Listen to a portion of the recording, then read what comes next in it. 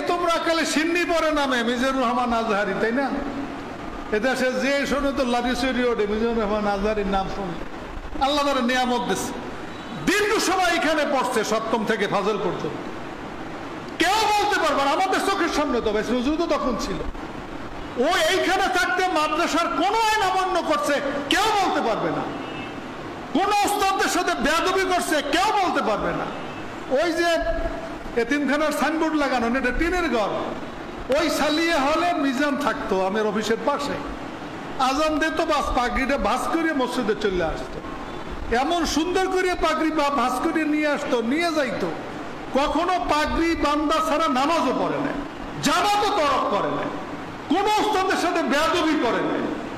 আর এখন আমরা সব অপকর্ম কর্ম আর বড় হল, এটা অসম্ভব, অবাস্তব। এটা কিন্তু বুঝতে হবে। পৃথিবীতে যারা ভালো কিছু করছে তারা ভালো ছিল, যারা ভালো ছিল, যারা ভালো চেষ্টা করছে তারাই ভালো হইতে আছে।